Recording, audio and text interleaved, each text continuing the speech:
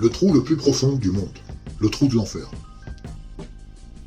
Un groupe de géologues, après avoir foré un trou d'environ 15 km de profondeur, dirent qu'ils ont entendu des cris humains, les cris perçants des âmes condamnées de l'enfer.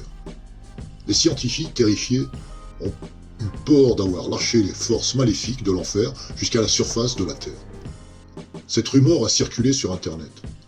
Preuve sonore à l'appui. Bibliorama.com publie cet article dans un simple souci d'information, mais sans le cautionner d'aucune façon.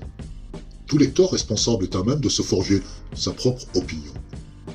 Article du Weekly World News, daté du 24 avril 1990. Avons-nous découvert l'enfer ?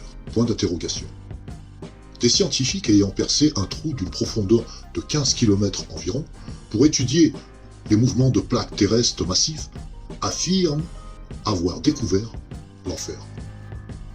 C'est ce qu'écrit un journal finlandais très respecté du nom de Amenuusastia qui citait un géologue soviétique, le docteur Dimitri Azakov, disant qu'une créature ailée était sortie de l'encavure en question, avant qu'on y descende des microphones révélant les cris des condamnés. En tant que communiste, je ne crois ni à la Bible, ni à l'existence du ciel. Mais en tant que scientifique, je crois maintenant à l'existence de l'enfer, dit le docteur Azakov. Il va sans dire que nous avons tous été stupéfiés de faire une telle découverte. Mais nous savons ce que nous avons vu et nous savons ce que nous avons entendu.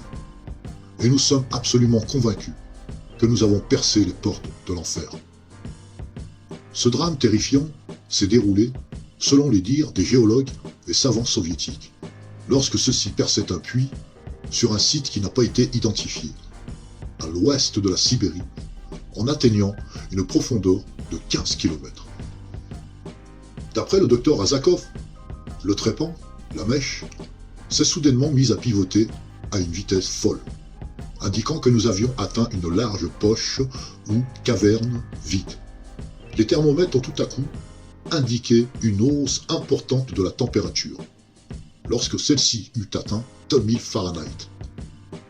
Lorsque nous avons retiré la foreuse, nous ne pouvions en croire nos yeux. Une créature munie de crocs et d'immenses yeux maléfiques est apparue dans un nuage gazeux et s'est mise à pousser des hurlements tel un animal sauvage avant de disparaître. Certains des techniciens et travailleurs se sont enfuis, mais ceux d'entre nous qui sommes demeurés là désiraient en connaître davantage. Nous avons donc fait descendre un microphone destiné à prélever les sons qu'émettent les mouvements des plaques terrestres à l'intérieur du puits. Mais au lieu d'entendre les mouvements des plaques terrestres, nous avons entendu une voix humaine, hurlant de douleur. Tout d'abord, nous avons cru que ces bruits provenaient de notre propre équipement. Mais après avoir fait quelques ajustements, nos pires craintes ont été confirmées. Ces cris et ces hurlements ne provenaient pas d'un seul homme. Ils étaient les cris de millions d'êtres humains. Cependant, nous avons pu tout enregistrer sur bande magnétique et nous avons conservé cette expérience de cauchemar. À ce moment-là, nous avons cessé nos recherches et nous avons recouvert le puits. Il était alors évident que nous avions découvert quelque chose qui était au-delà de toute compréhension.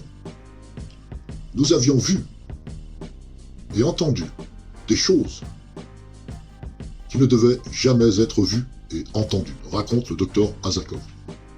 Les responsables soviétiques ont refusé de commenter le rapport suite à l'étude de ces renseignements et à l'enquête, qui aura lieu plus tard cette année. Nous ne pouvons qu'espérer que les soviétiques nous fourniront tous les détails, conclut le journal Amenuusastia dans un éditorial d'une page. Le Monde.